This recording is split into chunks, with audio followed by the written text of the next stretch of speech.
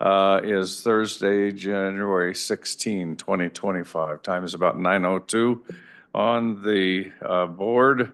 So we'll go ahead and get started. Very first item on the agenda is the call of order, which I just did, and the roll call. Mr. Secretary. Commissioner Rogaine. Here. Commissioner Cook. Here. Commissioner Stewart. Here. Commissioner Gutierrez. Here. Commissioner Ritter. I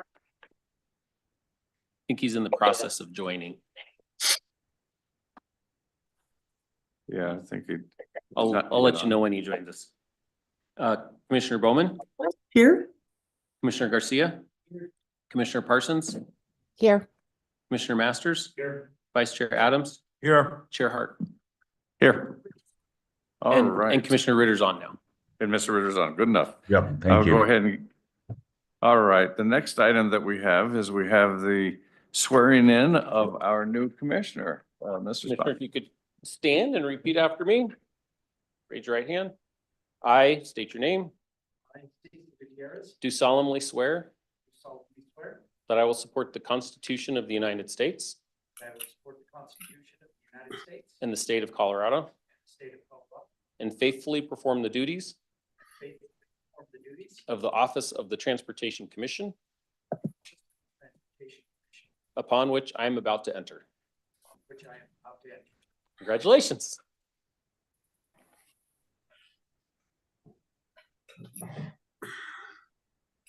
Welcome aboard, Commissioner Gutierrez. Appreciate you being here and being willing to serve. All right. The next item that we have is public comments, and we do have a couple of folks who have signed up for public comments. I don't know if they're here or online, but first one is Andrew Gunning and then John Leosotos. Leah Sados, I believe they're stuck in traffic. So when they walk in, we'll do the public comment maybe when they arrive. Okay. So they're neither one are on? They're coming in person, but they're not here yet. And they're not here yet. Okay. Why don't we go ahead and with the rest of the agenda, and Herman, if you'll let us know when they get here, unless they walk into the room, then we'll go ahead and go back to that. Okay. Okay, that takes us to the next item, which is the comments of the chair and the commissioners. Why don't we go ahead and start with the commissioners online first? Commissioner Bowman, would you like to start us off this morning? Yes, thank you very much. My remarks will be short. Happy New Year, and want everybody to stay safe out there. So thank you. All right, thank you. And the next person we have is Commissioner Ritter. Thank you very much. I'm a little voice challenged, and so I'll try to be brief as well. Two things I want to bring up. One is, as usual, I'm just struck by the commitment of the CDOT staff.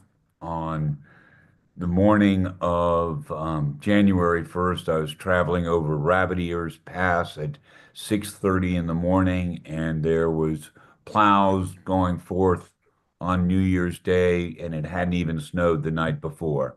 And I was just impressed with that commitment. The second thing is, like to thank the CDOT team and moving forward with the passenger rail in Northwest Colorado. I think we've had some very positive meetings over the last month as that project is moving forward. And thirdly, been working with a couple working groups up in Northwest Colorado, particularly Routt County, regarding wildlife corridors and trying to mitigate, in particular, trying to find ways to mitigate the traffic accidents that are occurring on a frequent basis. So with that, let me turn it over to one of my other colleagues. Thank you, Commissioner Ritter. Do we also have online Commissioner Parsons? Commissioner Parsons? Thank you, Chair. Yeah, I just wanted to express gratitude for the team at PPACG, who it sounds like is stuck in traffic on their way to make public comments. and the team at CDOT for the diligent work that's been done on getting through the PPACG GHG report. So I learned a lot through that process, and I wish I was there in person to support it, but just wanted to say thank you for everybody who worked so hard on getting that taken care of. Thank you.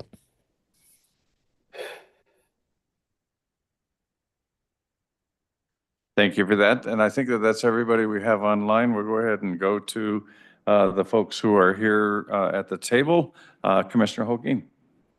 Thank you, Chair Hart. Not a whole lot to report this month, although I guess Happy New Year. This month, RTC meeting was canceled, so there was none of that. So it's feeling very strange this month, but I did have the opportunity to present at the Inter-Neighborhood Collaboration Transportation Subcommittee meeting this, I guess it was last week. And there's obviously a lot of interest on federal BRT. I received a lot of feedback, which was also, I believe, has been shared with CDOT.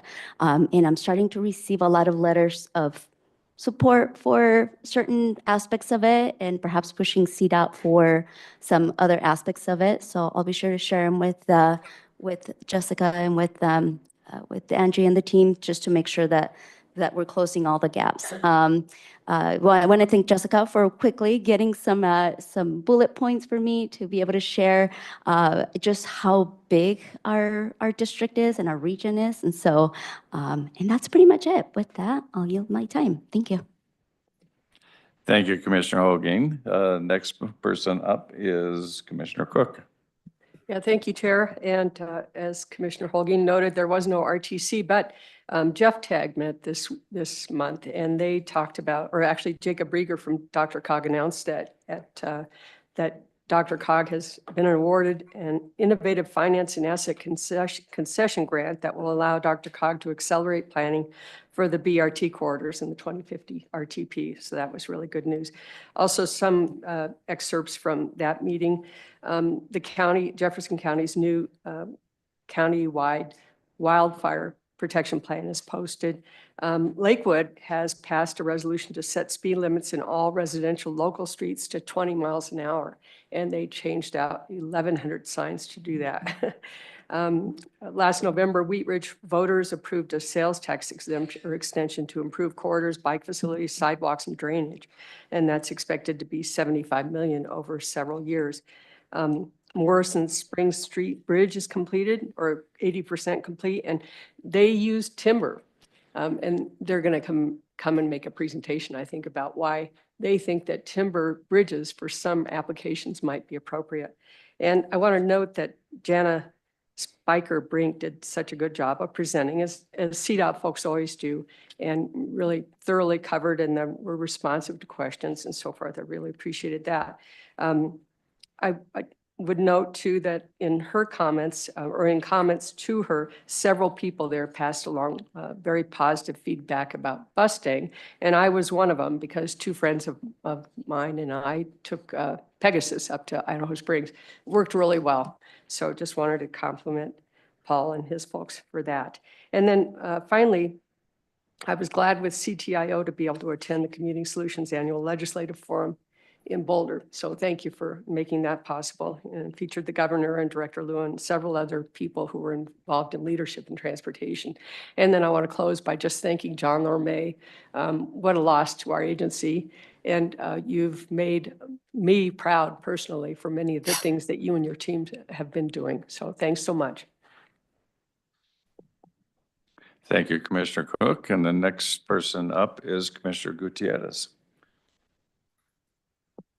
Thank you, Mr. Chair. I just want to say thank you to the warm welcome I've received by each and every one of you at this first meeting that I've attended, and yesterday's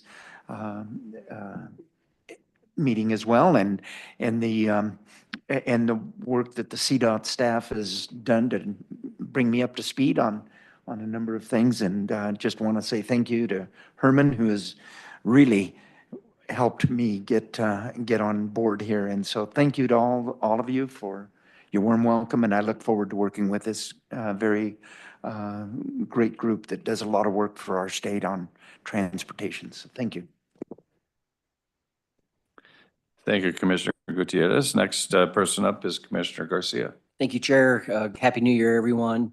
Short report. I just want to thank all the team that kept our roads open during the holidays. As Commissioner Ritter said, dedicated team. I know we had a lot of weather over the holidays, so really appreciate the CDOT crews keeping our highways open and safe.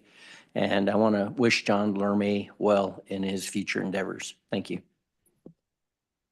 Thank you, Commissioner Garcia. Next commissioner up is Commissioner Stewart.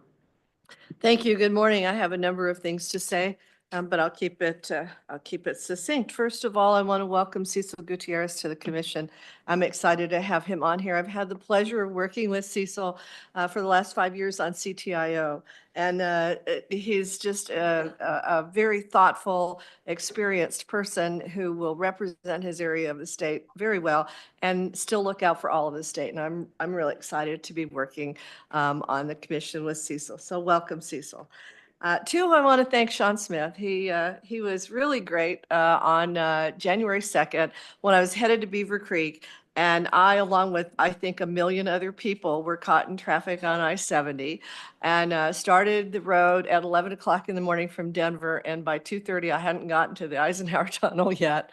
And so I had talked to Jessica McAbust, who was on vacation, and she said, well, call Sean. He knows what's going on. And he was kind enough to look at the cameras and tell me that once I got to Eisenhower Tunnel, it was clear sailing and I'd make my reservation at Beaver Creek with no problem. The issue was that Loveland Pass was closed and our hazardous waste people could not use that route. And so we had to close the tunnel on the half hours to allow hazardous waste to get through, and that backed up the traffic. And knowing that was a relief to me because I really thought that I was on another planet where nothing moved. And my husband said, is it like this all the time? It can't possibly be like this all the time. No one would come skiing. So I appreciate, Sean, all that you did in calling me back and telling me it's going to be okay. And I appreciate that. Third of all, I want to say, next month, I'm hoping we're going to recognize the Magnificent Seven, as CDOT is calling them.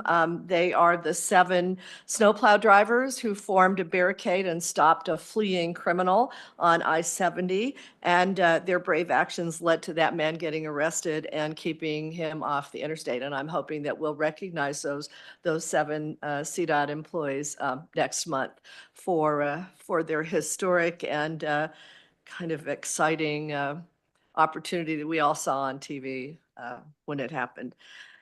Fourth of all, I want to say, we're really going to miss John Lerme. The first time I met John Lerme was at an Adams County meeting when we were talking about homeless encampments and how could we collaborate with the locals in order to clean up those homeless encampments. And how we could have an intergovernmental agreement that was beneficial to everybody. And I was so impressed with him then, and through the years, I've been really impressed. And as I told him yesterday, he's an innovative thinker and an inspirational leader. And we're going to miss you, but gosh, it's great that you've been part of this, and we really appreciate the service you've given to the state of Colorado. And then later on in the agenda, we're going to hear about Heather Paddock, but I want to say, oh, Heather, I'm so proud of you and congratulations on this award that you're getting that's coming up. You've just been a wonderful asset for us. And I appreciate the help that you give me and the mentoring that you give me for Region 4. So thank you very much. And finally, the North Area Transportation Alliance annual monthly meeting is January 23rd, and that's the North Area when they get together and talk about transportation, and then Colorado 7 Coalition on January 31st. That's it. Thanks. Thank you, Commissioner Stewart. Next up is Commissioner Masters. Not a lot to report. I just want to take a second to remind everybody that we're sending a lot of trucks to California, and there's a lot of traffic on the road out there that is not normally built to be on the highway. These fire trucks are like a 20-mile radius is what they cover, and they're traveling all the way to California to try to help our neighbors. So just give them an extra space, just like you would a CDOT driver. Give them a little bit of room and a little respect because they're not going at the speed of traffic. So just be safe. Thank you. Thank you, Commissioner Masters. Next up is Vice Chair Adams. Thank you very much. I'd just like to, again, welcome Commissioner Gutierrez. I've worked with him also at CTIO, and I agree with the comments that Commissioner Stewart made about, what I believe he will bring to the commission. So I look forward to continuing to work with him. Also would like to echo the comments about John Lorme. And I've had the pleasure, and, he's made me a better commissioner by, just the interactions I've had with him, his willingness to entertain almost any suggestion about visiting and other things, even though I haven't taken him up on all of them. But, like those 12 midnight snow runs that our people are inclined to do. But I think he will be greatly missed by CDOT. And lastly, I'd like to echo the comment that Commissioner Masters made about our continued focus on safety during the holidays, during the upcoming weekend and weather conditions we're going to experience. So let's keep our eyes open, be thoughtful, be careful and considerate of other people on the road. So thank you. Thank you, Vice Chair Adams. And I've just got a couple of comments as well. First, I wanted to congratulate the folks in Region 12. We got an announcement yesterday, or Region 2, I'm sorry. Got a announcement yesterday that we'd just received a very significant award of over $40 million to help with the Highway 50 passage from all the way from Pueblo to the Kansas state line that will allow for a number of passing lanes to be constructed. And my hat's off to the folks that helped us pursue that. That's been a conversation that, frankly, we in Southern Colorado have had for a real long time, but we frankly would love to see that highway 4-lane the entire way, but it has never had the funding, the state's never had the funding necessary in order to accomplish that. But that grant is a huge step forward to helping with a very important artery in Southern Colorado, and it helps a good deal with our transportation questions, safety, and congestion that we have in Southern Colorado. So congratulations on that one. Second item, I just want to also chime in on the safety issue. All of us have been seeing, we're always out on the road. We all see the same thing. It seems like there are more and more difficulties that folks are having with, frankly, the behavior of how folks drive out on the highways. And we've had a series of conversation all the way up to and including yesterday on some of the things that the Transportation Commission can do to start helping with that a little bit, particularly in our work zones. For goodness sakes, we send our crew out to fix the highways so that they benefit all of us. And the least that we in the traveling public can do is to slow down and to be conscientious of the fact that we do have human beings working on the highways, and we're not seeing it yet. A good percentage of the population slows down, but there's still a good group that don't. And so we are getting ready to address that very issue, and I think that it's very timely and necessary. And then the final comment I had was also the second, third, or fourth comments about John Lorme. John, you've been fantastic. You're a true professional. You've helped us so many ways. Helped us learn so many,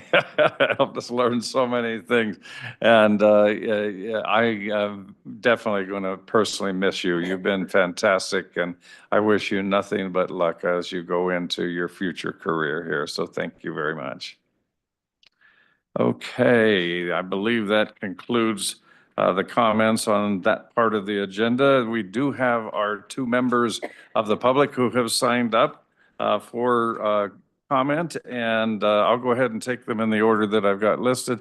Andrew Gunning, go ahead and come on up and introduce yourself, and make sure that mic is on there too. Little green light. Green should is show. on, okay. Yeah. Very good.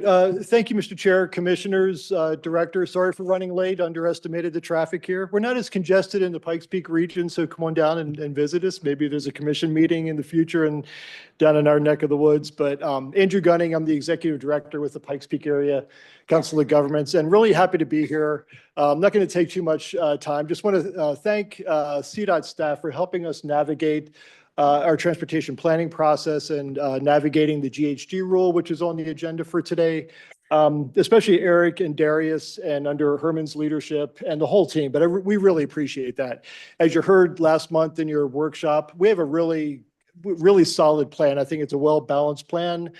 We've been able to meet the emission reduction requirements with a better land use plan and working in collaboration with our local jurisdictions, really embracing a lot of the smart growth development projects that are happening and planned across the Pikes Peak region.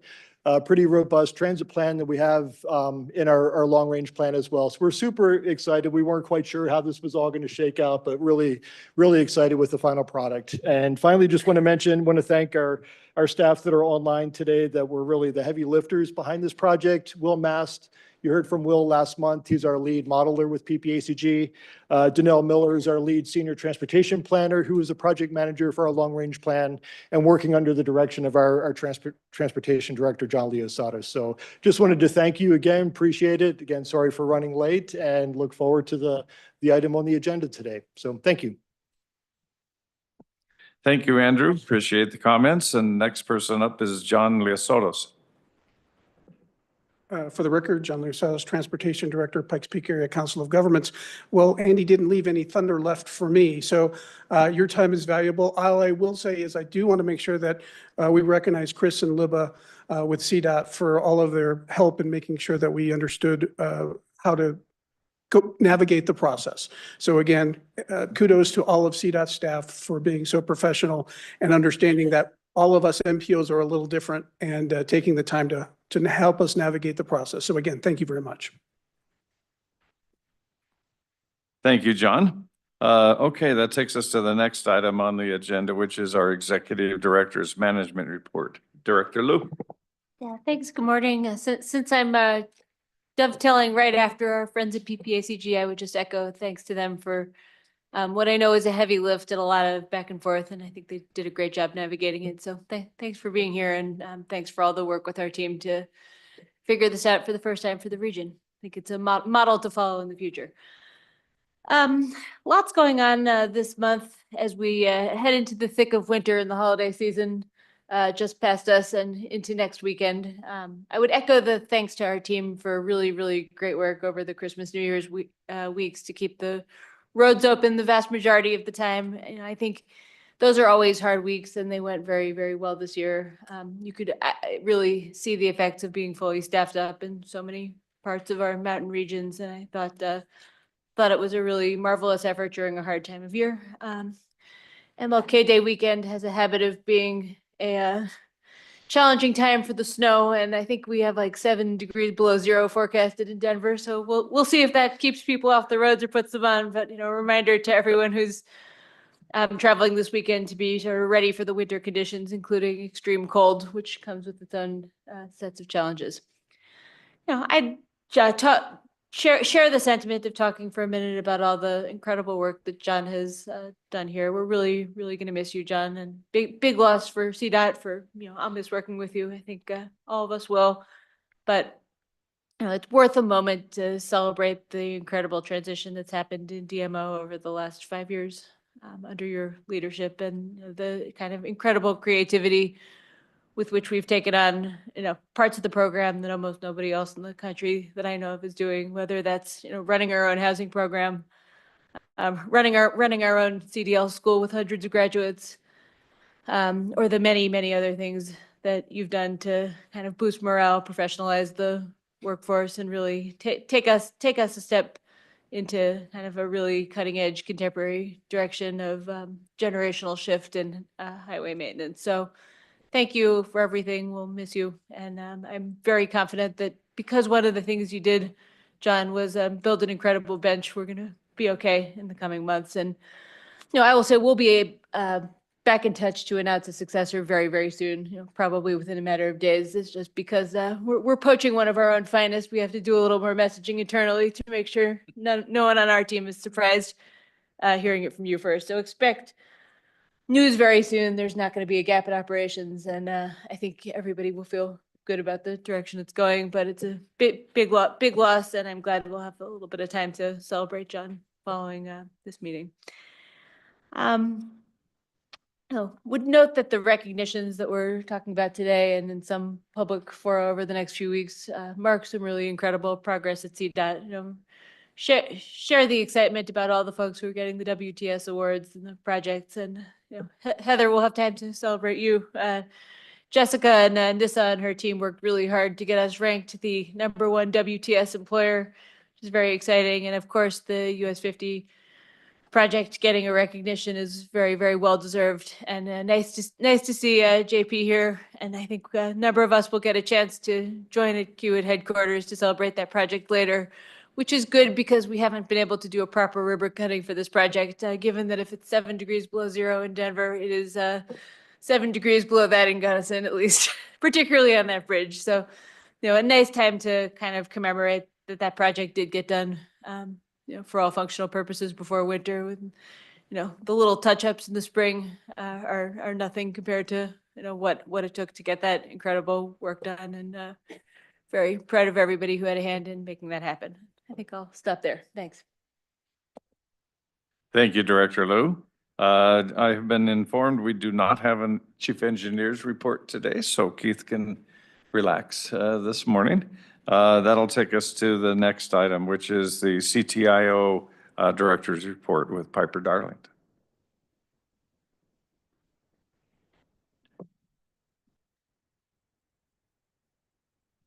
Good morning, Commissioners, and welcome, Cecil, to the Commission. I look forward to working with you here as well as our continued work on the CTIO board. So welcome. We did hold a board meeting yesterday. We canceled our December meeting. We were pretty light on topics, but we had quite a full agenda yesterday. But there was no real major action items to update this group on. We did receive a briefing from Darius on the 10-year planning process as part of Senate Bill 24-184 that was passed last legislative session. CTIO is now required to produce a capital plan that aligns with CDOT's 10-year plan. So it was a great chance to sort of educate the board members who are not also on the TC and don't regularly hear or are involved in the 10-year planning process. So thank you, Darius. I hope we can tap you to come back to a future meeting.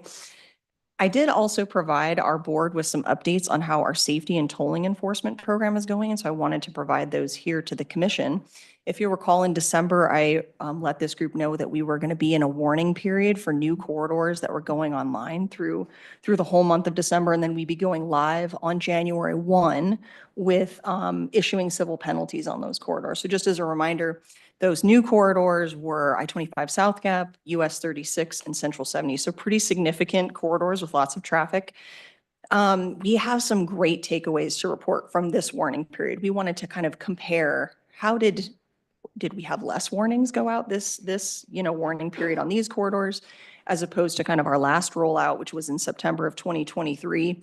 So a few stats for the prior period where we went live on I-25 North, Mexel, and C-470, we were seeing an average of almost 2,600 violations per day. And just as a reminder, the violations are issued when people are crossing that double line, so not utilizing the legal ingress and egress zones to kind of enter or exit the express lanes. So a little over almost 2,600 violations per day during that prior warning period. For this warning period, that was almost 47% lower. So we were seeing almost 1,400 violations per day across all those corridors.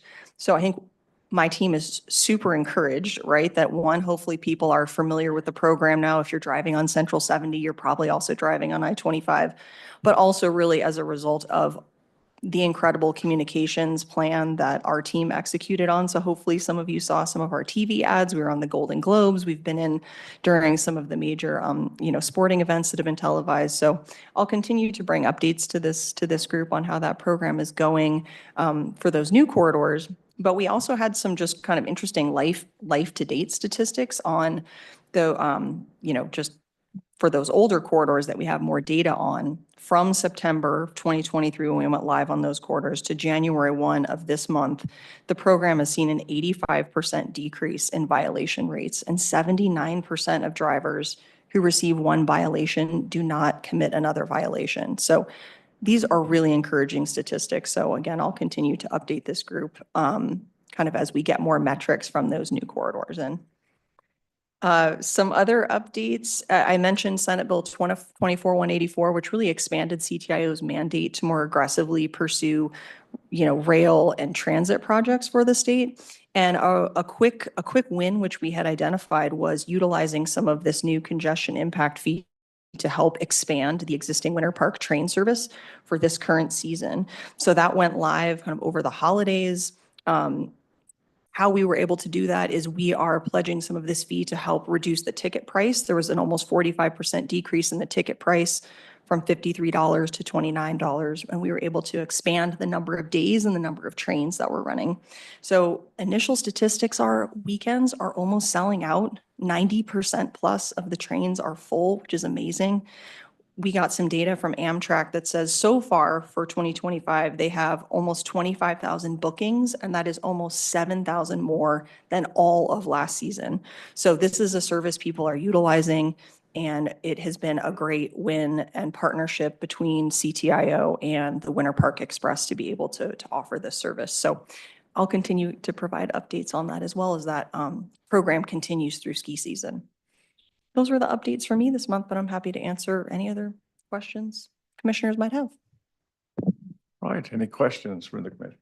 Commissioner Garcia? Thank you for the report. I may be off base here, but I read somewhere, I recall that inmates were being used to review camera footage. Can you expand upon that, please? Yeah, so if you'll recall, so our current tolling back office, so that does all the toll processing or image review, is done through E470. So E470 does contract through Colorado Correctional Industries to provide a very small percentage of image review. So that's kind of their contractual relationship with CCI. But yes, they do utilize Colorado Corrections Institute.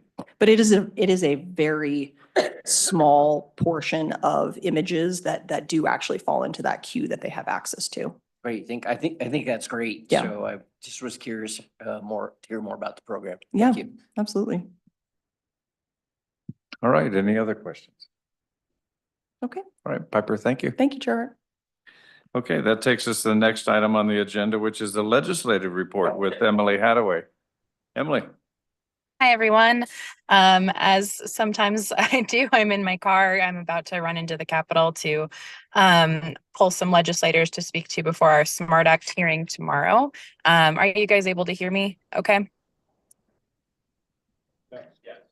Okay, fantastic. Yes. Well, for anyone that I haven't met, my name is Emily Hadaway. I'm the legislative liaison for CDOT. I'm excited to resume my regular updates with you guys every month, as well as sending out weekly reports and meeting regularly as well throughout the legislative session.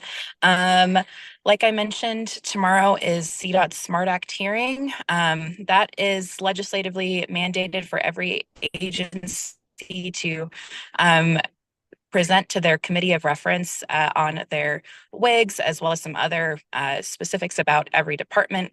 So that'll be tomorrow at 10 a.m. And we've been spending a lot of time prepping for that. Like I also mentioned, I've been spending a lot of time meeting with the new class of legislators. There's a lot of new folks on both of the House and the Senate Transportation Committees. I've been really impressed with this new group so far. It's been really great speaking with all the new folks. I'd say some of the themes that we're hearing about in the first week, the first week is usually just a lot of procedural activities, but the themes are definitely the budget, figuring out what measures are going to be taken to ultimately come up with a balanced budget.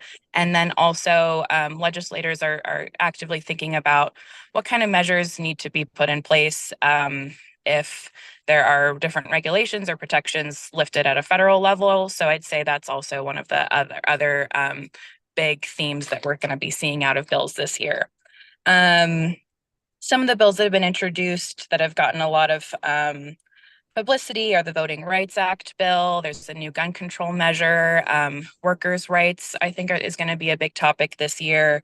The governor also gave his state of the state and did mention transit and housing. We don't have the same big transit bills as we did have last year, but that'll continue to be a priority, and we expect to see some more transit bills.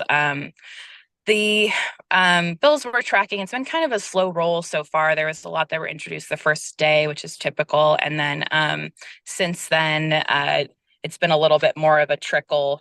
We saw the TLRC bills from over the summer introduced. So that includes the paratransit bill we discussed, as well as the mode choice bill. The TPR bill that we also mentioned might be coming was also introduced. It's a pretty short bill. What it does is changes the maximum allowable number of TPRs from 15 to 16, but it does not direct the Transportation Commission to change the number of TPRs, but it would give that opportunity if that was something that the Transportation Commission wanted to take the legislature up on. That bill is being run by 2 Eastern Plains legislators, Senator Rod Pelton, and then newly elected Representative Chris Richardson. Chris Richardson was previously, I believe, co-chair of the Eastern TPR. So I had a chance to meet with him recently, and he is very well versed in the transportation planning process in TPRs, and I think crafted the bill in a way to try and give a lot of flexibility. We do expect it. I think Dr.Cog voted last night on their position on the bill. I need to check back in on what that ended up, how that final vote ended up going. I think we are expecting it's likely that Dr.Cog would oppose that bill. Let's see, other bills that we're expecting to come up. Key trucks have come up. Those are the kind of small Japanese trucks you might have seen in other states. They're not legal in Colorado, but there's an effort to maybe legalize those here. We spoke a lot about transmission lines yesterday. That's another bill that will be coming up, transmission lines accommodated in the right of way. We expect to see a bill next week that would enable CDOT to begin a permitting program to allow for independent businesses to set up on the right of way and offer chain assist activities for both trucks and passenger vehicles. So that's something that's going to come up. And then, I think it's likely we'll see more emissions bills. We'll likely see another RTD bill. And then, of course, budget is continuing to be the big thing for CDOT. I know Jeff talked about that a little bit yesterday. So that's moving quickly. As there's more updates on that, happy to share them. But likely will be some changes in that space, but that's the case for all agencies too. So that's the gist of where we're at. Thank you, Emily. Any questions for Emily on the legislative report? All right, we're good. Thank you. Thanks, everyone. That takes us to the next item on the agenda, FHWA Division Administrator Report. John Cater. Right. Good morning, commissioners. This is a kind of a time of year of transition, right? And sometimes during that time, it's good to look back and see where we've come from and what's gone on. And so about 3 years ago, a little over 3 years ago, we had the new federal transportation bill passed, the IIJA, which is Intermodal Infrastructure Jobs Act, or sometimes known as the bill or the Bipartisan Infrastructure Law. And so since that time, Colorado has received over $825 million under that bill in grants alone. So that's not the formula money, but in grants. So that's a lot of money. And I think Herman, I'm sure, has got the money, or Jamie, but the numbers. But I think that's probably a better percentage than we've done as far as formula money. So I think we've come out pretty well on the end of the grants. And so the grants thing hasn't let up. We've got projects now in the process, but just in the last 6 weeks, we've gotten over. Let's see. I have a list here. We've gotten where's the number? $154 million in grants just in the last 6 weeks. So let me just walk through those because they're big ones, small ones, and kind of give you a perspective on what's been coming out. So the Reconnecting Community Pilot Program, Commerce City got $1.6 million to look at East 60th Avenue. Bailey, Park County got $1.2 million to look at US 285 mobility through Bailey. Under the charging and fuel infrastructure program, Pueblo got 11.5 million to look at charging gaps in Pueblo. Under the RAISE program, Pitkin County got 2 million for planning. Larimer County got 1.5 million for planning. Glenwood Springs got a little over $1 million for planning, and then Mesa County got over 21 million for capital improvements. Under the rural program, Greeley got nearly 30 million for improvements on US 34, and then as was mentioned earlier, US 50 got 40.5 million to look at passing lanes on US 50 east of Pueblo there. So, and CDOT will be the lead on that.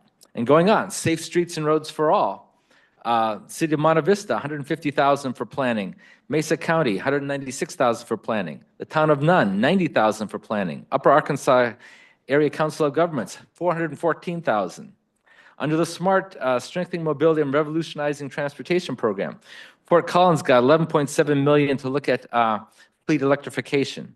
And then finally, under the Low Carbon Transportation Materials Program, CDOT got almost $32 million under that program. So a lot of different things, a wide variety of things, and a lot of different programs.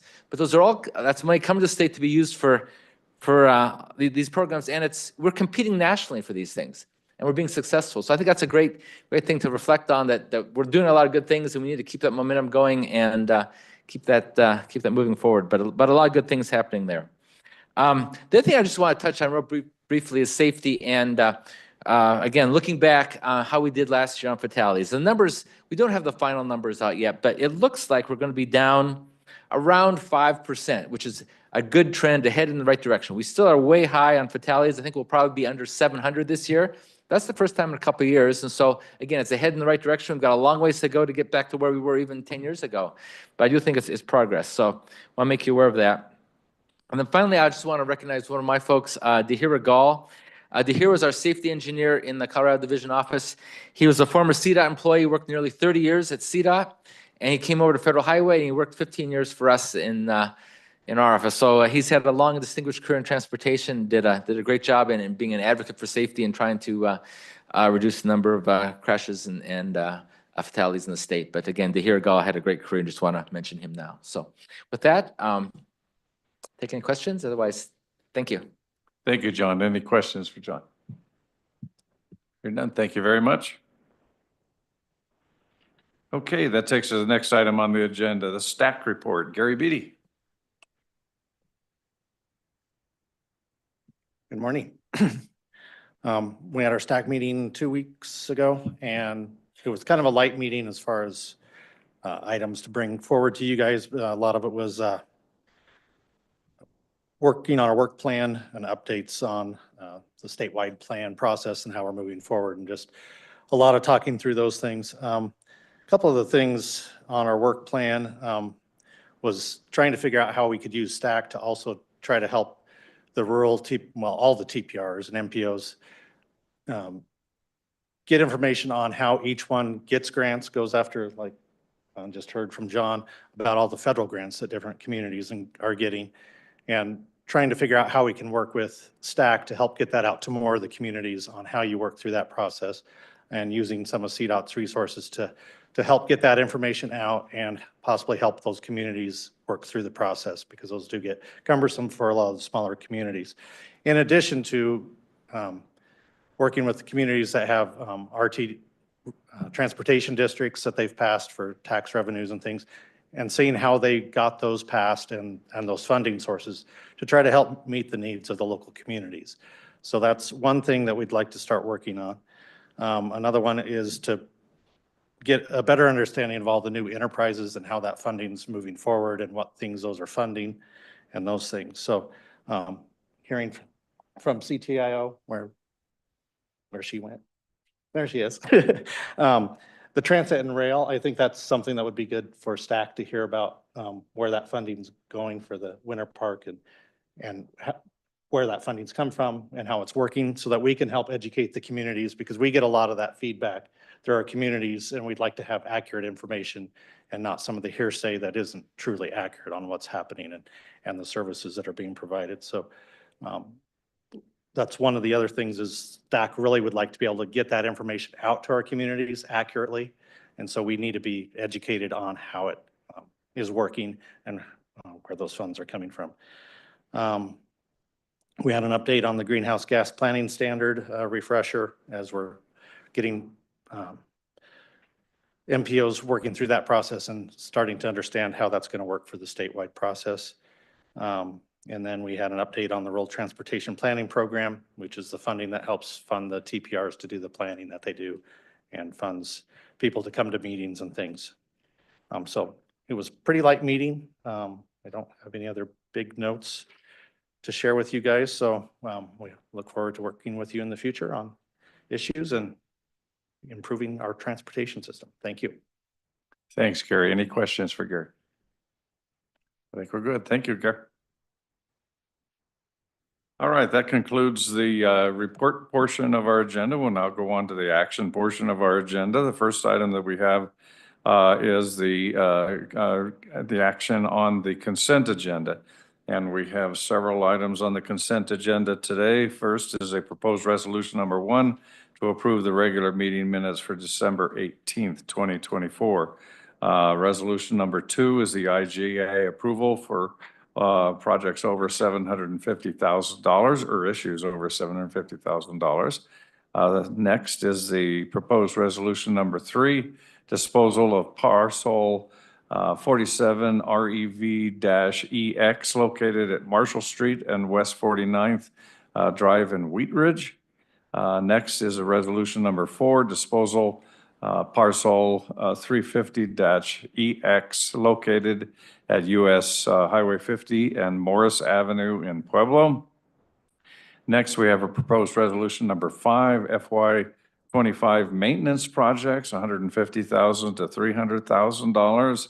And then finally, we have a proposed resolution number 6, STIP amendment number 3, additional funding for US 287 safety improvements. I would entertain, if no items need to be pulled off of that consent agenda, I'd entertain a motion on the consent agenda. I move we approve the consent agenda. Okay, we got a motion. Is there a second? Stewart, second. Second. Okay, it's been moved and second. Is there any further discussion? Hearing none, all in favor say aye. Aye. Aye. All opposed say nay. That passes. Thank you. That takes us to the next item, which is discuss and act on proposed resolution number 7, 5th budget amendment, FY24-25. Jeff Studemeyer. Good morning. I'm requesting your approval of the 5th amendment to the fiscal year 25 CDOT budget. The 5th amendment includes one item, which is a request to reallocate $5.35 million from the TC program reserve line 73 to geohazards mitigation line 7. We discussed this in workshop yesterday. The requested funds will provide state match towards a $27 million statewide avalanche mitigation project, which will modernize avalanche mitigation technology statewide and replace World War II era howitzer cannons with remote avalanche control systems.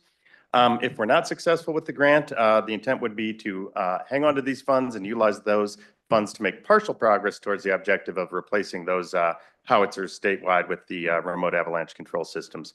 Happy to answer any questions. Otherwise, I'd request you consider a motion to approve. So moved. Got a motion. Is there a second? It's been moved and seconded. Is there any further discussion? Just had a Question for Commissioner Cook. Yeah, I should have asked this yesterday, but what's the anticipated timing in learning about that grant? That is a good question. And I will have to follow up with you on that. I'll check with Anna. I'm not sure exactly the timing for the that the grant application is due, but I'll get you those details and follow up. Thanks, Jeff. Okay, any other questions? Comments? Hearing none, we have a motion and a second. All in favor say aye. Aye. Aye. Any opposed, say nay. All right, that passes. Thank you, Jeff. Okay, the next item is discuss and act on proposed resolution number 8, PPACG GHG, greenhouse gas transportation report for the 2050 RTP. Darius. Thank you, Mr. Chair. Proposed resolution number 8 is the acceptance of the greenhouse gas transportation report for the Pikes Peak Area Council of Governments Regional Transportation Plan for 2050.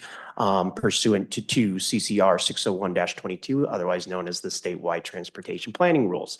PPACG presented their report last month at the December workshop and presented the strategies that they're using in their plan in order to meet the reduction levels that were required in the planning standard rule.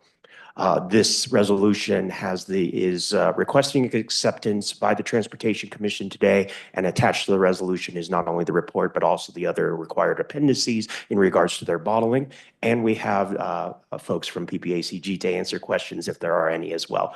So with that, happy to answer any questions. Otherwise, I'm asking for a vote to approve this resolution. Thank you. All right, thank you, Darius. Are there any questions for Darius or the folks from PPACG? Hearing none, I entertain a motion. Commissioner Parsons moves approval. Second. Been moved and seconded. Is there any further discussion? Hearing none, let's call the question. All in favor, say aye. Aye. Aye. Any opposed, say nay. That passes. Thank you. Congratulations, gentlemen. Okay, that takes us to the next item, which is recognitions. First recognition that we have today is the US 50 Blue Mesa Bridges Project, and Jason Smith and Keith Stefanik.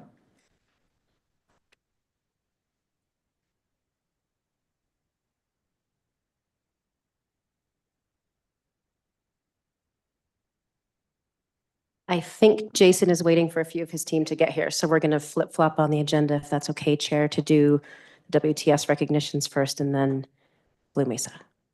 Okay. Thanks, Jamie. So I get the privilege today of talking about some awards that CDOT received. We're really excited about. For those of you who aren't familiar, WTS is Women in Transportation Symposium. It's an international organization dedicated to the professional advancement of women in transportation, founded in 1977.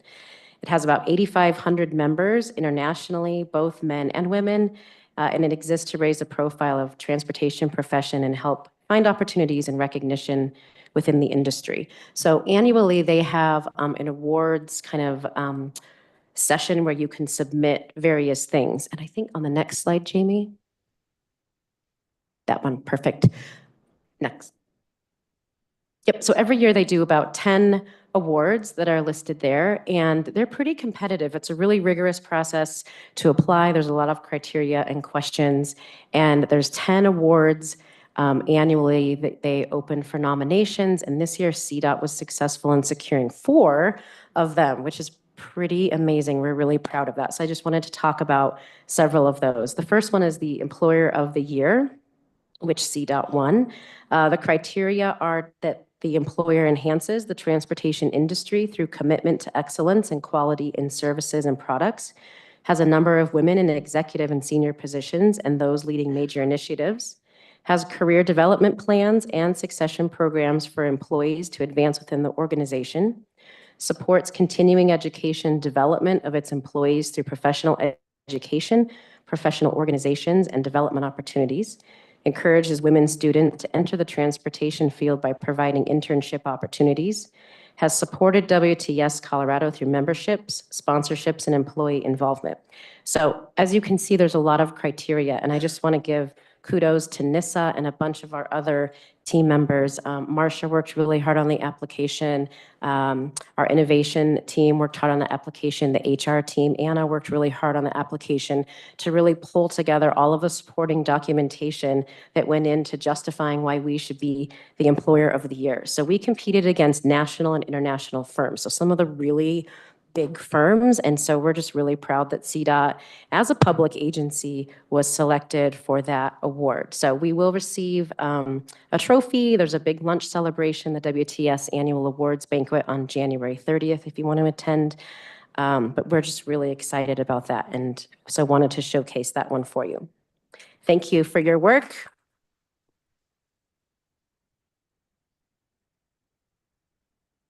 So thank you for your work, commissioners, and also helping to make CDOT a really great place to work. The next award that is really competitive is Person of the Year, and Heather Paddock, the RTD for Region 4, will be receiving that award. And she didn't want to put a picture of herself, but there she is. Criteria for Person of the Year is a leader in transportation who has made an outstanding contribution to the industry, has directly contributed toward the advancement of women and minorities through programs or opportunities in the transportation field, exemplifies leadership by example, seeking out opportunities to advance and advocate for women in their own organization and actively ensure women are able to compete for key positions of authority within that organization. And lastly, has advanced the reputation and credibility of women in transportation through their career advancements, involvement in WTS, and support of women in the industry. So I can say Heather is the most senior RTD with almost 6 years of service. I've been working with her as RTD for 3 years, and she has been a leader and a mentor for me. She was nominated by her team members, so her direct reports, as well as some individuals on some projects, pulled together the nomination application for her. And I can't think of anyone else more well-deserving. She's really just tremendous to work with, very inspirational and really willing to just come alongside anytime. At least I have questions, and I think the other RTDs would agree. She's a really phenomenal support for us. So congratulations to Heather.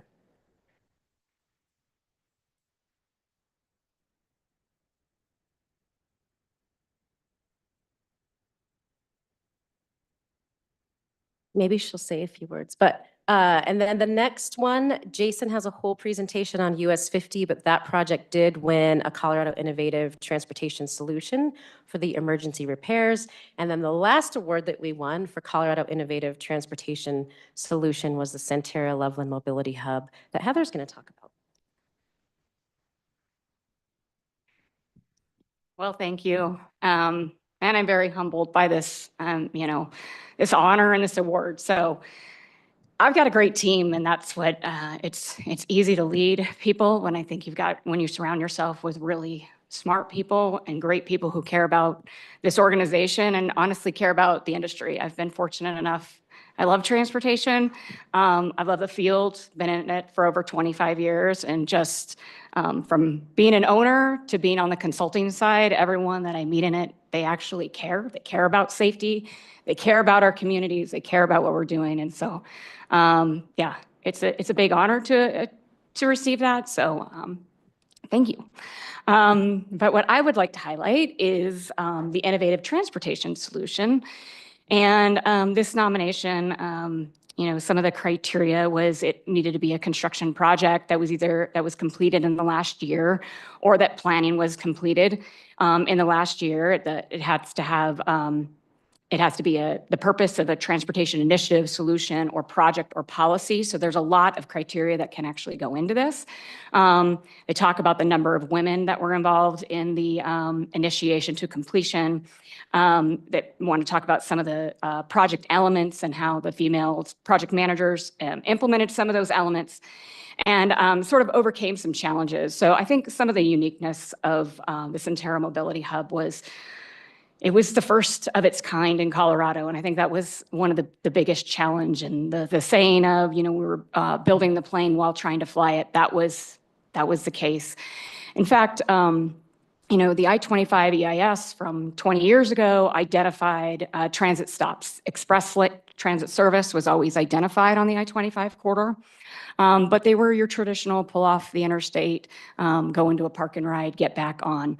I think through our sort of design build procurement process, we said we need to make ingress and egress easier for the buses. If people want to ride a bus, we want it to be reliable, efficient, and obviously safe.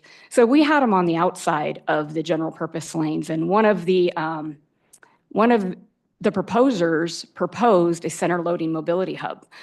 We did not select them as the winning proposer for the design build contract, but we do pay them a stipend for their ideas. And if they accept the stipend, we can use their ideas, and that's what we did. One of the other teams proposed a center loading mobility hub, and we ran with it. And so from the get-go, we were sort of changing another team's proposal and bid. So change order from the start, but this was a better idea. And it really was innovative, and it really sort of sprung the idea of these center loading mobility hubs for the interstate. It is a much safer solution. You've got the bus in the managed lane the entire way. They exit just for themselves and they get right back on into the managed lane. There's no crossing over general purpose lanes and there's no exiting the interstate. And so there's over a 10-minute travel time savings just in this singular location. And, if we want people to mode shift, we want, like, again, those trips to be reliable and efficient.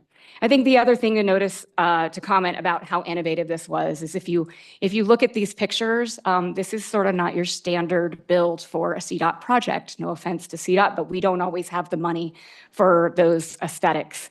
And we really partnered with the Centerra Metro District and Loveland to make this a place where people wanted to come, not just a box culvert, but somewhere where people wanted to actually take a different mode, whether they drove their car, whether they drove the Colt. So we work with Loveland to reroute their bus service to this mobility hub, or they could ride their bike. We also worked with Centerra Metro District. They are actually going to build a TOD in this location. And one of the other innovative things about this project was we do not own the right-of-way for where the parking lot actually sits. That is an easement, and through they committed a lot of funding to this project. Over $8 million was committed by the private entities to help build this. And one of their financial ways was through this negotiation of their right-of-way, so to speak. But we have a lease on there that's in perpetuity, and as long as there is a transit use and function, they will always preserve X number of spaces as it was designed for. But they have the ability, as when this densifies, if they need to turn our parking lot into a parking structure because, things are building up in that area, as long as they're providing us those number of spaces within that distance to our mobility hub, they've got the full autonomy to do that. And so we've got a really good relationship, and I think that's probably one of the most innovative things. And again, that just came through partnerships. It came through 6 years of discussion and dialogue, but now it is what this is today. And so I've got these pictures that sort of show the gateway. They paid for the metal core that's on the outside. They had some ideas, and then this lighting. Actually, it took us a long time to open this. We were really completed with the construction, the core construction of that mobility hub. But these panels, which really make it a place where people want to go, these got back ordered over COVID. They came from Belgium, but this was all paid for by the Centerra Metro District. And I think we've got one more picture on the other slide, and this just again showing the ribbon cutting that we got last year and bus staying ops. And I think ridership has been up since we opened these mobility hubs. So big round of applause. We had a female construction manager lead on this, female project manager sort of negotiating this. Kim Perry was the head of the Centerra Metro District, really facilitated all that conversation. And then on the Kramer side, so from CDOT side, we'd have a female construction manager, and then from the Kramer side, we had a female construction manager. So there were over a dozen women that touched it. There were probably over 10 dozen that probably had something to do with this and played a part in the Centerra Mobility Hub. And that's all I've got for that.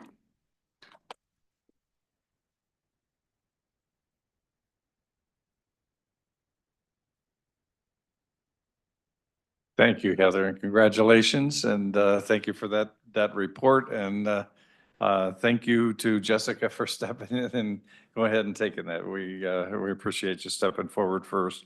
And the next recognition is US 50 Blue Mesa Bridge Project. And we're looking for Jason Smith. Go ahead, Jason. Thank you, Commissioners. It's my pleasure to be here today. And I'm not asking for money. It's kind of nice. But to kind of celebrate, the team and a big success for CDOT and the community out there. So with it, I have a few slides I'd like to go through, and then I want to bring some people up to kind of speak real quick. So I'll be brief.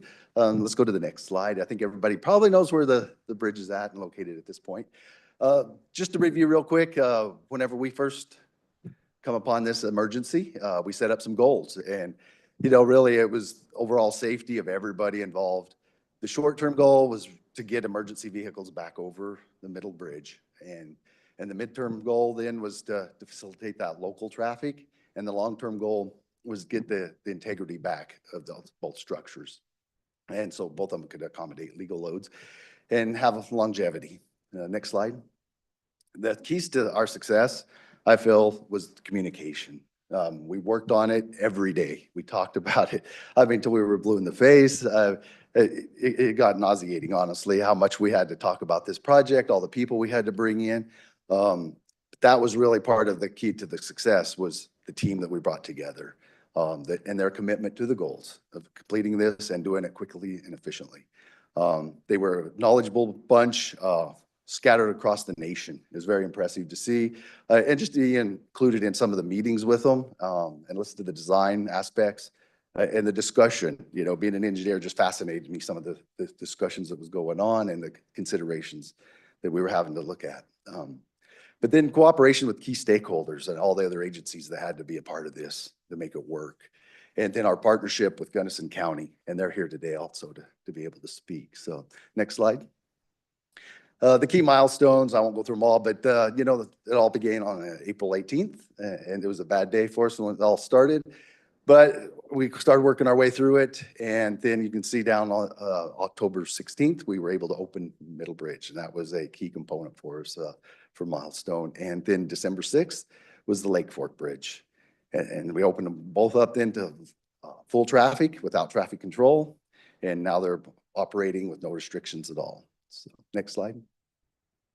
Here you'll see the last bolt that was placed. You know, over 51,504 bolts. Pretty impressive. The team, I'm sure, hated bolts after this.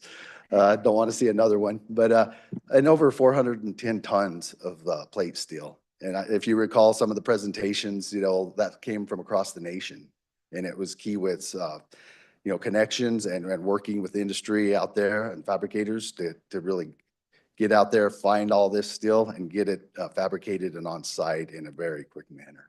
And that was a big part of the success of this project. Next slide. So, you know, a lot of people, like I said, touched this from day one on in April, whenever we had to close the bridge. Our CDOT maintenance team in Region 3 had to respond. I won't go through all the names, but I just wanted to show you here. John David is the section superintendent, Fred Cummings, TJ Blake, and then Eric Langford works out of the Montrose office. Those guys brought their team together. They were out there working with Gunnison County immediately and working on the detour routes, trying to get them cleared for snow on County Road 26. And then they moved up to Kebler Pass. And, you know, that really helped expedite everything and minimize the impacts to the public by having these local detours. Next slide. So on the engineering side, I want to recognize Rob Beck. He's the program engineer. And he was a key component in this, really leading it with his team for design and construction, trying to put the plans together, bring the contractor in, and then, you know, wrapping this thing up and getting it built in a timely manner. So I'll bring Rob up now so he can have a minute to speak and he can recognize his team. This is going to feel like the Oscars. I'd like to thank my producer. But it really was pulling together a lot of people to do a lot of work in a short amount of time. And a lot of people in this room supported us in the region to make sure it happened. My mantra became, it's really difficult to get a couple thousand people to move in the same direction. And that's kind of what was going on here. Maybe not a couple thousand, but tens of hundreds of people had to get on board and be directed to move in the same direction. And it took a lot of work. And so a lot of kudos. It's hard to overstate just how big an effort this was. We essentially took what would have been a 2 to 4 year process and shoved it in a 6-month period from start to finish. It's a crazy amount of work to have accomplished in that short amount of time. I'm sure we'll go through lists of people, but I would like to acknowledge Tom. He's our consultant partner that came out and did the PM work on the project, supported Nate Jean, who is a resident engineer. Nate couldn't be here today, he had a family issue, but kudos to Tom for coming out and running a very difficult project in a very difficult place. I don't know if you were going to go through more or. Yeah. So I appreciate, so you said we're not coming for money. We did come for money at one point. And so I appreciate at least one. So I do appreciate the work that commissioners did on our behalf to make this happen. And just a crazy amount of people had to come together and work as a team and do the things that we are experts at CDOT, and made it happen in conjunction with our local agency partners, county, our contracting staff, consultants, and a myriad of other people. So thank you to the commission. And on slide, you can see there's some of our specialty units that played a key role in this and out in the region. And I'd like to recognize them as well for their help because it wasn't business as normal. As Rob said, we had to expedite everything, and it was challenging, you know, having to figure out all the paperwork, how we had to make the funding flow, break it into different projects and keep track of it. So kudos to everybody that was involved. You know, we're still working on some of it to finish it up, but you know, it was very well done and streamlined. So with that, I'll turn it over to Chief Engineer Stefanik, and he can recognize some of the things. Thanks, Jason. Next slide, please. So as we bring up this slide, I want to just take a step back and talk a little bit about how this all went down. You know, on April, I think it was April 17th, we got some indications from our staff bridge team that was out doing some planning inspections. So they were sent out to figure out how they would do this in-depth inspection of the structure. So they some staff bridge engineers along with some consultant engineers were out taking a look at both of these bridges to see how they were going to tackle it's basically you're doing an ultrasound image of the steel out there to see if there's any cracks within those welds. Well, it turns out something didn't look right on the surface while they were out there doing that, getting the planning effort. So Mike Collins, who's here today, our staff bridge engineer, gave me a call just to alert that, hey, we need to get out there. We need to grind it off, take a look at it. And then that's when things became apparent. And that's when we needed to shut the bridge down. And this is not a call we make every day to shut a major bridge down, especially at this location with the detour route at hand. It's nothing we take lightly, but at the same time, we need to risk what a loss of a life is. And that was the big deal on here. We needed to make sure that we did not lose our workers or general public going across this bridge.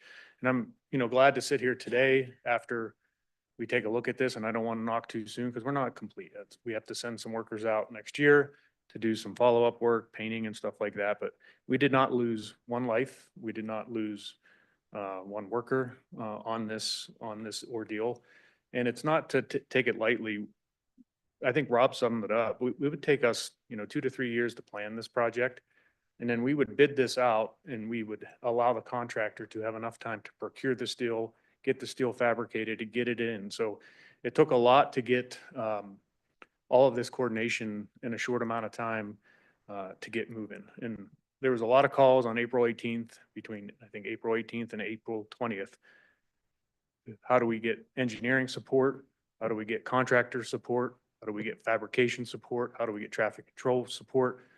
We had to brief all of our stakeholders, our local jurisdictions, Gunnison County, on what was going on. So it was a lot of efforts, a lot of communication from Director Liu down to the maintenance staff. So it was a lot of effort, and I really thank everyone. There was some, I won't say blood, sweat, and tears, because I don't think there was any blood up in the conference rooms, but there was a lot of in-depth conversations. There was a lot of emotions going through. We knew how big of an impact this was to the community and the general public. And this is not something that our teams do every day. This is a very complex bridge, fracture critical bridge. So we needed to get in there and make sure we had the right people. So I wouldn't say we were learning on the fly, but we were educating ourselves through the process as we go. But we selected some of the best team members, from consultants to contractors, to utilizing our in-house staff bridge department and all the knowledge that we needed. A lot of phone calls. I think I even I remember, if I can recall correctly, we got in touch with the Tennessee Department of Transportation and Mike Collins, again, our state bridge engineer, had discussions with their state bridge engineer because they went through the same thing.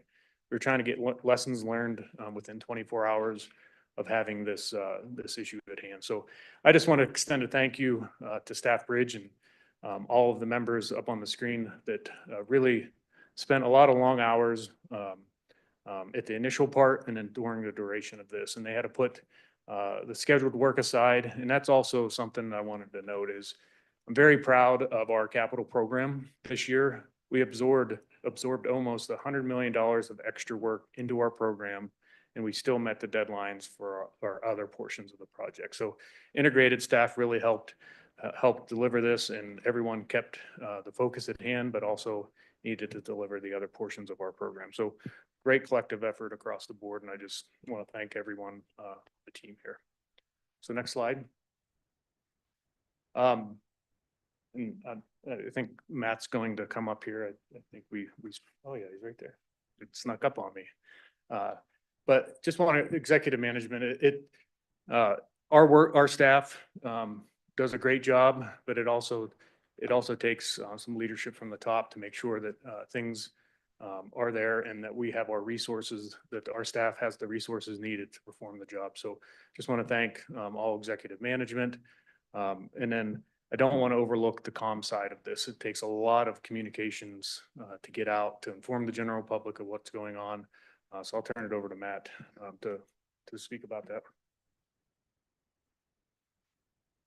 Thank you, Keith. And just to circle back to what Jason mentioned as the first key to success, and particularly with respect to the particular challenges of making that safety call, closing this bridge, and inflicting a 6 to 7 hour detour on a community in the middle of a Thursday afternoon, which is what we did. By that evening, we, as we were going through incident calls, we were already coming to understand that the local 911 system was getting overrun with people who were confused and panicked, and trying to figure out how they were going to, get around in their daily life. I made a call that night to an industry partner in our world who immediately stepped up in a unique way for CDOT and did something that we've never done on a project or an incident before. So I called Christy Estes at CIG and said, is there any chance you could set up a 24/7 call center for us? And we really need it as soon as possible. And she said yes, and said they're excited to leap into the challenge. And thinking about those few days that it took between us closing the bridge, establishing a detour route, then being able to slowly gain assurance that we could expand the openings of that detour route, and ultimately get us to some of those milestones that Jason mentioned, where there was limited traffic back on the bridge. There was a period of time where the detour route and US 50 were at play, depending on what people needed as they went about their life. We were able to very quickly set up some resources for folks to figure that out, to make those plans. And I in particular want to thank CIG. Many of you, if you don't know them, you do know their work, given what they do with us on projects, on our safety campaigns. But just for folks who immediately dropped everything and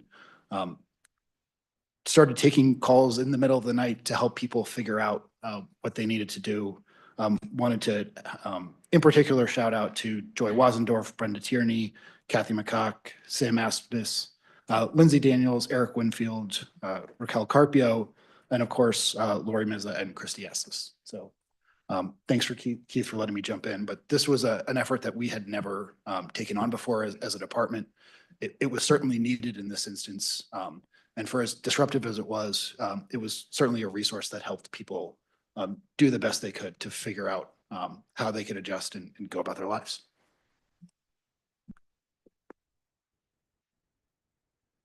And next, I'd like to thank FHWA, and I'd like to bring up John Cater, recognize the team.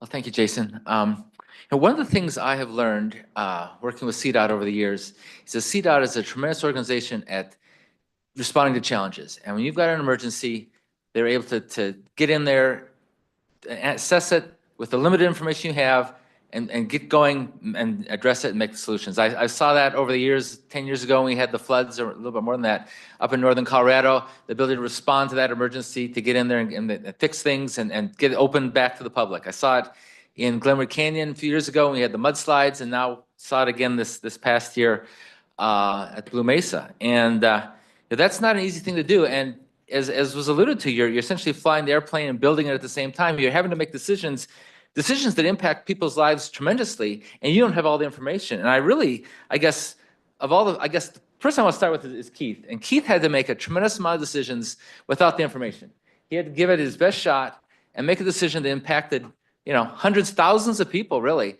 And it kind of falls on the chief engineer. So Keith really had to step up and respond to that, and kudos to Keith for being able to be there.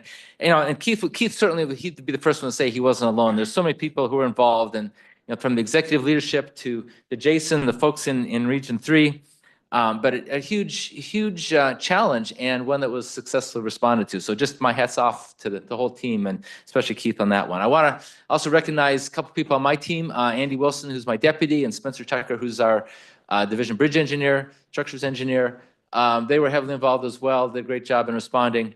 And then one thing that was kind of a one-off kind of thing is that gets to the funding side of it. And we had to go through an exercise for a letter of no prejudice for bridge improvement funds. That's a federal category of funds that can come to states. And we still haven't got those funds yet, so it may have been fruitless, I don't know. But it was the first time in the country, it was a new provision under those laws I talked about before, the IIJA, a new provision where you could do the work up front, but still be eligible to be reimbursed for the funds later. And so we had to go through this exercise. Well, our headquarters, we were the first one in the country. They didn't know what to do. They didn't know who was going to handle it, didn't know how it was going to be done. And so we had to kind of work through that and get those approvals. And we had to get that approval because it was only after that letter of no prejudice that we could be eligible for those future funds. And so it had to be done fast. And so we had a lot of scrambling on that. And anyway, thanks to everyone who was involved in that. And we got that letter, and now we'll see, hopefully, this next round, in the next few months, we'll find out that, yes, we did get those money and those funds, and we'll be funded. But anyway, just a great job by so many people. Again, Jason, all the folks under you and Rob, we had several interactions with folks, and everything was done very professionally, and it's great job and a great team responding under a lot of pressure. So again, my hat's off to everyone who's involved, and job well done. So thank you.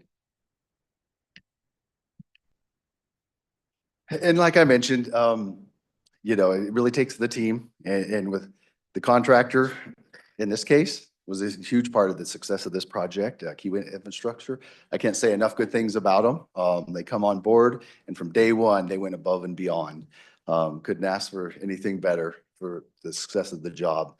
And we're lucky enough today to have Jason Proskovic here, and I'd like him to get up and recognize some of the team members that he had. Thank you, Jason, and good morning. And really, on behalf of Kiewit, I would like to really thank CDOT for having the confidence and trust in us to deliver this very intense and challenging project. And really, on behalf of the entire project team, I can't say enough about the communication, the collaboration, the teamwork, from the inspection through design to PI, procurement and construction. And I mean, this team put their lives on hold for about 8 months, working 24/7 to get this thing done and get the community back to normal. Would like to thank the leadership of Director Liu and Keith, Bob Hayes, Jason Smith, Rob Beck, and the rest of the CDOT team for making some really tough decisions through this thing. And would also like to thank Staff Bridge, Michael Baker, Benish, Gunnison County, Stantec, Ulteg, AFCO Steel and Nucor. We got a mill order done in 2 weeks that normally takes about 16. And there was 7 different fabrication facilities across the US that really made this thing happen.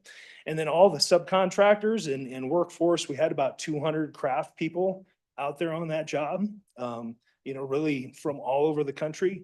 to make this thing happen. So we're all really honored and thankful to receive this honor. Thank you. Thank you, Jason. Next slide, please. And also I'd like to recognize, the counties, towns, and the community. Gunnison County Commissioners, they were heavily involved with a lot of our public meetings. They were, constantly in touch with us and checking on the project. And Gunnison County staff, Matthew Burney and Mark Schmidt, and they're here today to speak as well. So come up. Thanks, Jason. On behalf of Gunnison County, our community and our commissioners, and certainly our staff, just want to thank CDOT for the intense response and the focus from the very highest levels. For the executive team, spent a lot of time in our community, communicating with us, communicating with our constituents. We don't have a lot of options for transportation where we live. We're basically an island in the mountains and a couple ways in and out, especially depending on the time of year. And so this was a huge impact. A lot of commerce and healthcare and a lot of things need to travel between Gunnison County and Montrose and Grand Junction to the west. And so it was a huge disruption. And I've done a lot of construction projects and managed a lot of those, nothing of this scale, but to see the speed with which CDOT reacted and was able to put teams in place and focus and resources, given all the other things going on in the state and the normal business, was really impressive. And understanding the critical path of how projects work and to condense that so quickly to help us return to some sense of normalcy was really appreciated. And also want to acknowledge certainly Kiewit and their work and their partnership. Tons of communication. Martin and I spent most of our jobs for quite a while focused on this, and I know the CDOT folks did as well. And so really just want to express that appreciation. I want to let Martin Schmidt, my public works assistant, say a few words. He was really the tip of the spear, both in the field and with the community, trying to figure out with the CDOT team solutions to detours and how do we make this work in some manner. Martin? Yeah, I remember getting the phone call from Fred Cummings saying that they were closing the bridge, and I said, okay, so how many months from now? And he said, no, it's closed now. And so it went from where we were working 410s, it was, we were wrapping up our day, and suddenly we worked for the next 5 nonstop, pretty much addressing the situation, because we realized that the county roads were the only detour. And I'd like to just recognize the guys putting on their reflective vests that have grease on their pants, that showed up in their steel-toed boots to get the work done. And that happened from the towns, the municipalities, from the counties and all the surrounding counties. I immediately had phone calls from public works directors that said, what can we do? What can we arrive with? And how can we solve this problem? Obviously, the solution was a long-term solution, but I think it shows that the people that are running the shovels around the state aren't the typical, CDOT employee leaning on the shovel isn't who that employee is. All these people showed up and worked as hard as they could to mitigate the impacts to the community. And so I think we have a lot of administrative staff here, but I want to make sure that we're thinking about those guys that are out there actually run the shovel every day. But I think that CDOT remained focused on the impact to the community on both sides.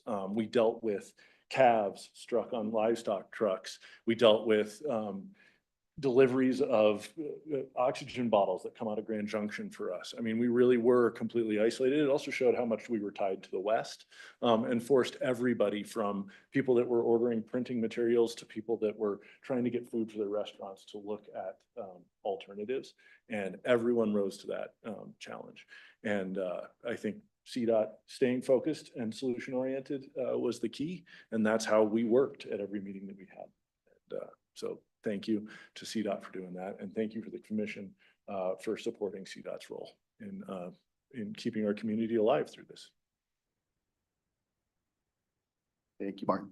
And yeah, I just want to sum it up by saying thank you, Commission, for all your support, everything you guys did. I know we had to come multiple times to you, had to ask. We didn't know in the beginning what we were even looking at. So you worked with us, you supported us through this project. Executive management went above and beyond. Director Liu came out for many of the meetings and she participated with the public. And I think that was a huge help for us, along with Deputy Stockinger. it really helped calm everybody down and they appreciated the support from everyone. And it really showed that CDOT is a team all the way up from the top down to the bottom. So thank you to everybody that was involved with this. I think it was a huge success and hopefully we don't have another one of them in the near future. So. Yeah. And Jason, we got a few comments. Start with Director Lou. I would just dovetail a bit on what Jason just said, that I think one of the things that made this incident unique was that it was caused by a regulatory finding, but it had a lot of the presentations of a natural disaster, and it needed to be kind of fit into a structure that in some ways looked more like when Glenwood Canyon closed than a typical project that you would do because of an FHWA finding. And I think folks pivoted quickly to what that means in terms of the balance between finding engineering solutions, but also having to deal with real people whose lives were very much disrupted. Right? This took over a lot of our summers, but it really took over those few months for folks who live in Gunnison and Montrose and need to, travel back and forth between them. The small towns that have, just a few residents, where there's kind of a long history of having to work their lives around every piece of this infrastructure. And I think Jason mentioned the cadence of public meetings. It was fairly unprecedented in terms of the foot traffic going out there. And I think, it taxed people at times because it is not easy to do that trip, every other week. But I think the fact that, we were kind of available in person so often, even when it was inconvenient, really gained a lot of space to be able to do the right thing from the perspective of the project itself. And I would just add a hat tip to the folks who took the lion's share of the organizational responsibilities and frankly getting beat up a little bit in public, which was, I think, the way that we bought time. Matt and Stacia and the whole team, I think organized what was it, like 10 of them? Yeah, I lost count too, but most of them were in person, and we had somebody there in person until people on the other end stopped showing up in person, and we decided it was okay to move on. But it just takes a lot of work to do that. The duo of Jason's, I think, showed up more than any of the rest of us at these meetings in person, and having the contractor team willing to get up and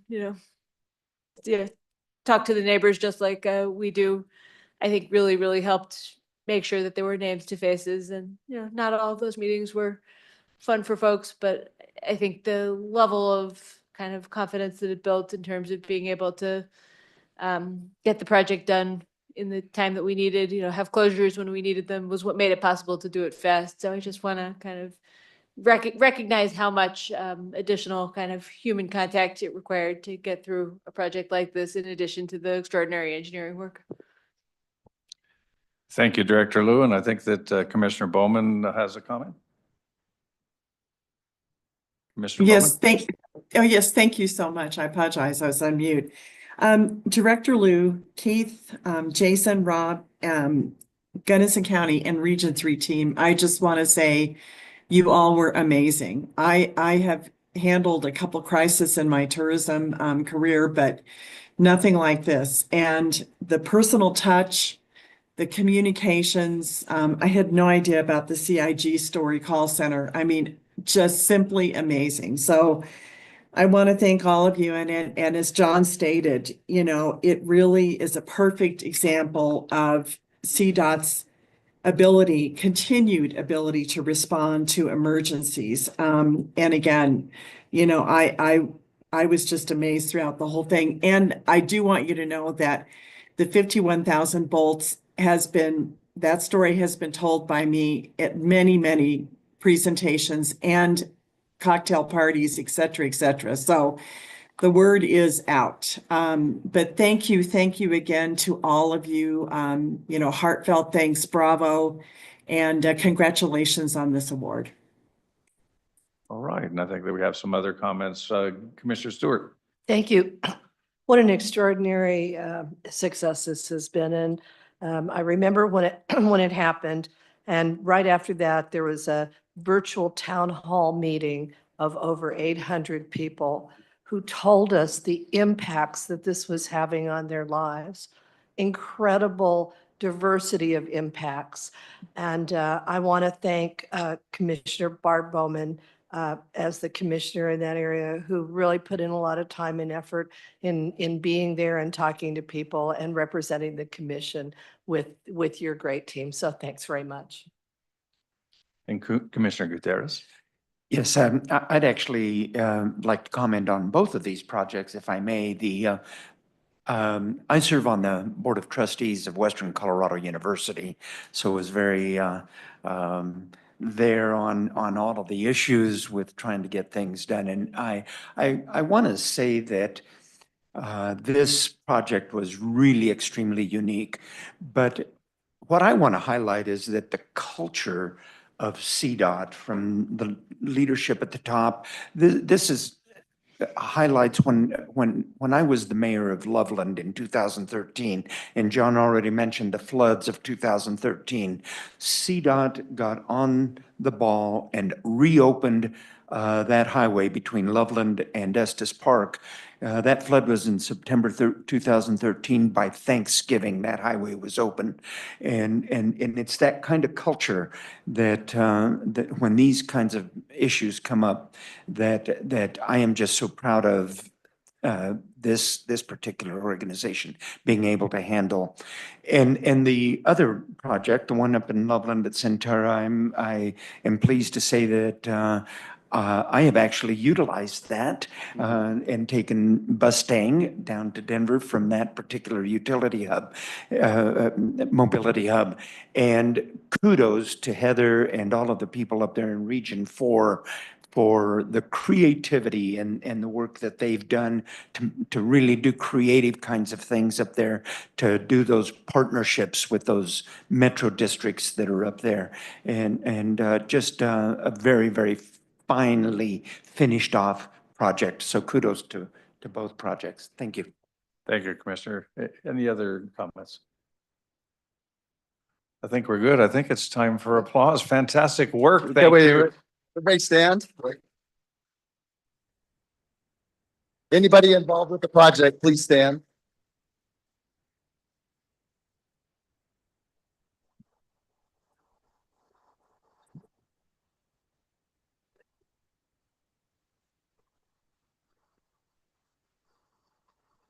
Thank you. Well done. I think that the key comment there is you make us proud, all of us proud, for the wonderful work that you do, and very, very much appreciated. And not only for that emergency project, but I agree with the discussion on the earlier projects and the awards that have been made. It's just fantastic crew. It's a wonderful group to work with. So, okay, that takes us to. Do we have any other matters today? Okay, we should be good there. So we can go ahead and adjourn. Bridge and Tunnel Enterprise Directors, no meeting today, and Fuels Impact Board of Directors, no meeting in January as well. So folks, we are done. We'll go ahead and adjourn. Thank you very much. Stick around to thank John Larmay.